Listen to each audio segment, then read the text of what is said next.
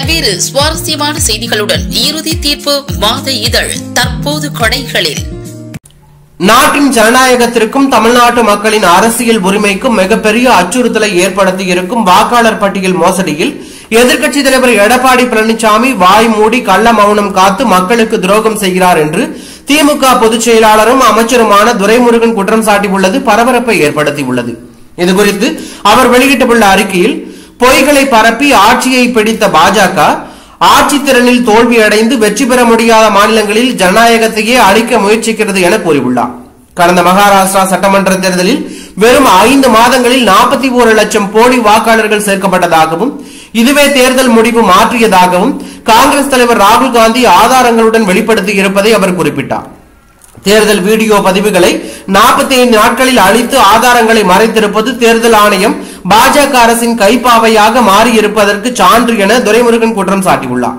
மேலும் பீகாரில் நடைபெறவுள்ள சட்டமன்ற தேர்தலை முன்னிட்டு சிறப்பு தீவிர திருத்தம் என்ற பெயரில் பாஜக ஆதரவற்ற லட்சக்கணக்கான வாக்காளர்கள் பட்டியலிலிருந்து நீக்கப்பட்டுள்ளதாகவும் இதனால் 65 லட்சம் பேர் வாக்குரிமையை இழக்கும் அபாயம் ஏற்பட்டுள்ளதாகவும் அவர் கூறினார்.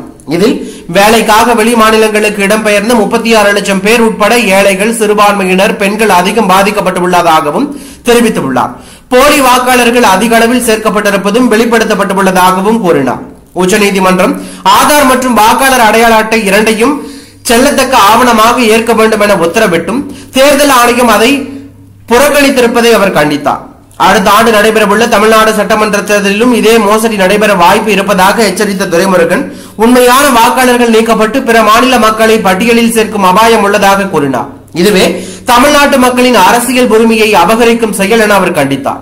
பாஜகவின் அடிமையாக மாறி அதிமுகவையும் வாக்காளர்களையும் டெல்லியிடம் அடமானம் வைக்க துணிந்து விட்டாரா எடப்பாடி பழனிசாமி என்றும், இல்லை என்றால் இந்த முறைகேடான விஷயம் குறித்து ஏன் மௌனம் காக்கிறார் என்று துரைமுருகன் கேள்வி எழுப்பியுள்ளார். தமிழ்நாட்டில் அரசியல் ரீதியாக வெற்றி பெற முடியாதவர்கள் குறுக்கு வழி கனவு கண்டால் அது ஒருபோதும் நனவாகாது. முதலமைச்சர் மு.க. ஸ்டாலினுடன் தமிழ்நாட்டு மக்கள் ஒன்றிணைந்து சதிகார கும்பலை விரட்டி அடிப்பார்கள் என்று அவர் கூறியுள்ளது பரபரப்பையும் அதிர்ச்சியும் ஏற்படுத்தி